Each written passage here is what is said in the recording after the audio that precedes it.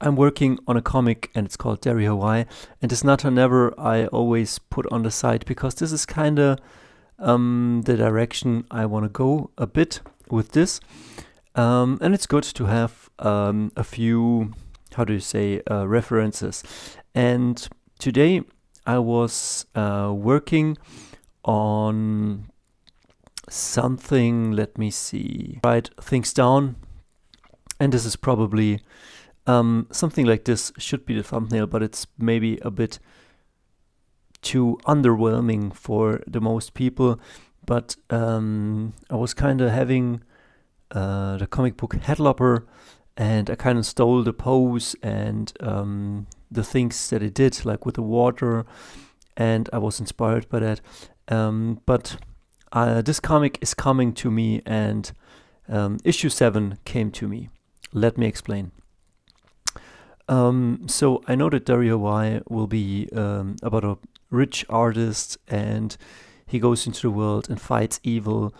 But issue 7 is an issue where it's an issue about taking a vacation, about having love and rest in his life. And as you can see, turtles and fish, and he goes to the Bahamas. It's issue 7. And until issue 7, it's definitely, he will get introduced, and then we will have some fights and battles, and definitely there is always romance involved, because I'm thinking about this comic like a James Bond. And as you could think, like Tarantino or Quentin Tarantino, I don't know how good he is with the ladies, but yesterday somebody pointed out that he was always writing in his script this pixie, how do you call it, pixie dream girls, like, oh, he's the hero and she falls in love with him. But my background is very different. I know, or I see to what women react, call it experience or wisdom or something I've seen. And they definitely react to wealth, muscles, a good character. It's not just one thing. So if I would present you a comic, I would present you a comic with a guy that has all these qualities, but also how he went from rock bottom to developing these qualities. And we'll see in a second. Stay with me. Don't click away with your ADD mind. Don't click away. This is really good. Because we'll get in a second to the meat and bones of the story, which will have definitely some finding of the themes of the movie. And bear with me. Let me explain 10 minutes, and then you will go enlightened. And yeah. So he takes off to the vacation. I was fantasizing about how I could turn my life around, and what I need to do, and what person do I need to become, and that I should. I'm going to the gym. I'm hitting the gym. Muscles are growing. People are responding well. You get a haircut. People are responding well. You get the money. You make good art. People are responding well. That's an upward spiral. But I was in a pretty hefty downward spiral during COVID times. So, I think in issue 7, after a lot of fighting, he grabs his car. He goes to his friend. At his friend's, he meets this girl he knows but hasn't seen for a long time, and then they kind of like, he invites her to go to the Bahamas and see a band. And she says, "Are you sure? I mean, this is crazy." And he says, "Come on, just let's hop in." And call in sick, and the flight is paid. Everything is paid. I have another seat or a card. And she says, "I think about it." And he says, "Come on, come with me and let's do this." And then they fly off. That's the fantasy. Everybody wants this. But I will explain in the issues after this how he got to his wealth and what he did, and you know what I mean, and the characteristics. So it's not only a beautiful adventure movie, it is also a how-to book. What do I have to say? And then I was definitely like writing something here like Sandman and Hellblazer. I haven't read an issue on Hellblazer.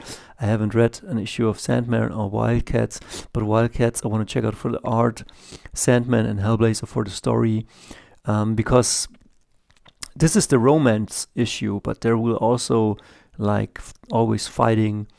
There will be fighting between heaven and hell, high vibe versus low vibe, and then I was writing down crime, The Devil's Advocate, the movie with Al Pacino, James Bond, world domination, synth pop, a hero. You see what I mean?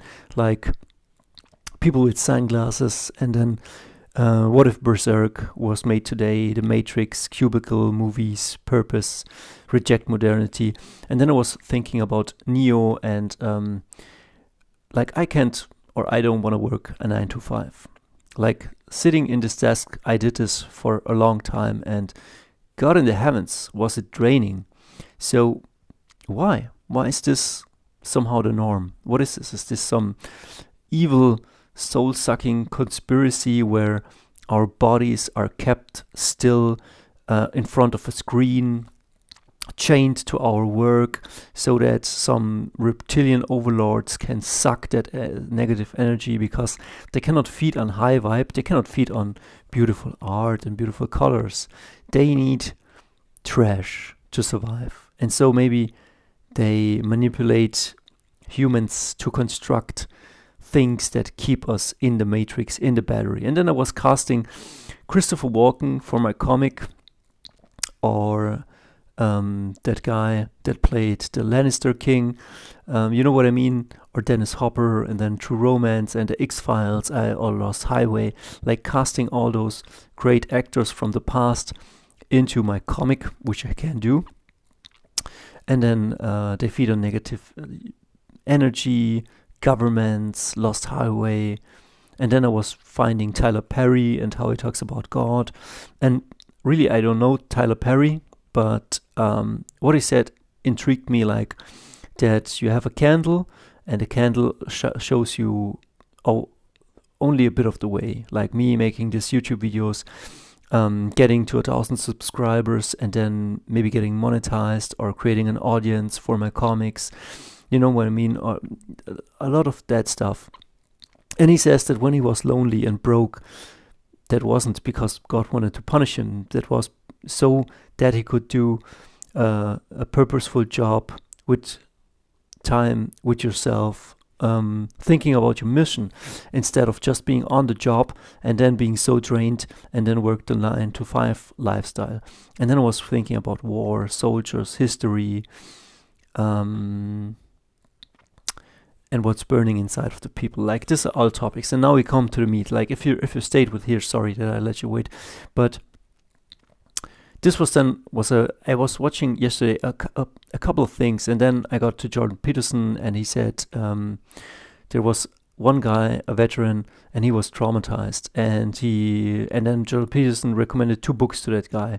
He said, read Ordinary Men, where ordinary men are turned into killers, and The Raping of Nanking, where malevolence struck the people. And this is pretty heavy shit. Like, The Raping of Nanking was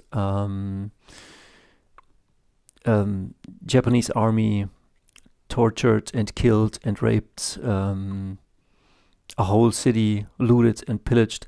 And I was thinking, well, this is hell on earth, but also Auschwitz was hell on earth. And when the Romans invaded Carthago, they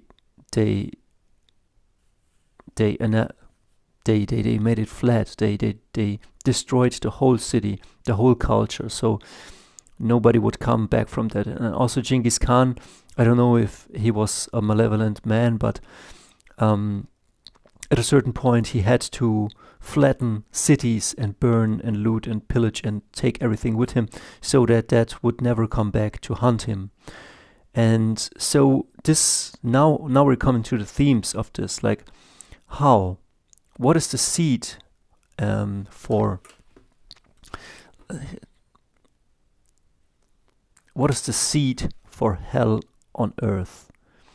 How can shit like this happen? And then my intuition said me separation from the self and from others. And how do you achieve this? And then I found that Jocko Williams was reading the book, The Raping of Nanking.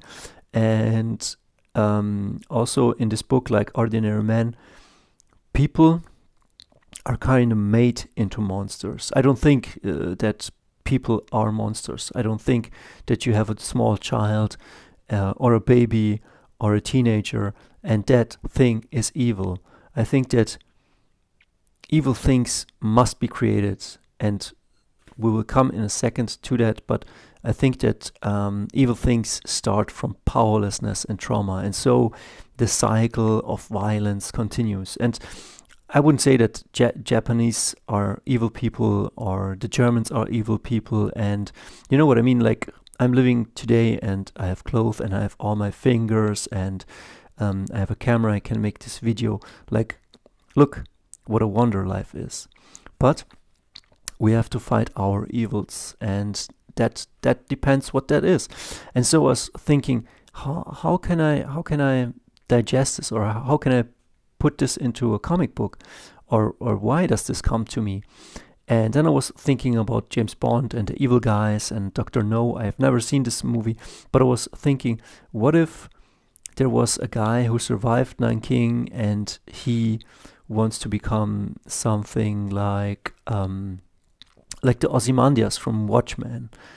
And now I read you a passage. Like, as you can see, I'm just taking you through my thought process. Dr. Nanking, just how do you say, a working name. Revenge or healing, how to deal with drama, wrongdoing, malevolence, ordinary man. Jordan Peterson talks about dreams, Pinocchio, Sandman, Hellblazer.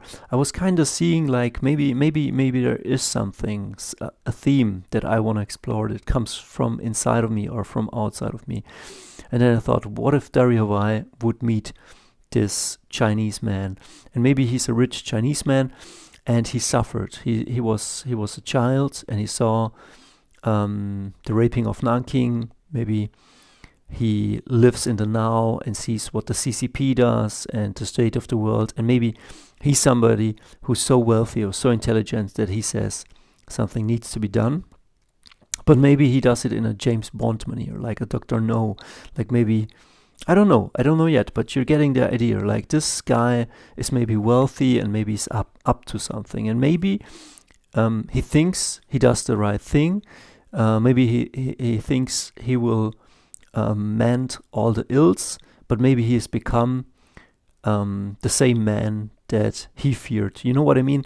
Like, traumatized people, I don't think that Hitler was thinking, I'm doing the wrong things. Maybe he was so delusional that he was thinking, I'm doing the right thing. I'm doing a good thing for the world. And I'm getting rid of all the bad elements. And maybe, this guy too. And he says, Mr. Hawaii, and he calls him Dario. What happened in Nanking happened throughout history. Rome, Carthago, Native American wars, Turkey, and then, like, this is a sketch of a Japanese guy or a Chinese guy. And then he says, the Aztecs, like, it happens everywhere. The question is, what is the root cause? What led Caesar and his army to cross the river Rubicon and take the Senate to create war, tyranny, you see? And here we have a theme. And then Dario Y says, maybe every dictator started out powerless. And then they thought they could change the world through control, through violence. And then the Chinese man looks at him. And what I wanted to say, like, is we're getting here through a theme of freedom, tyranny. We're not pointing to a certain event and saying that is evil.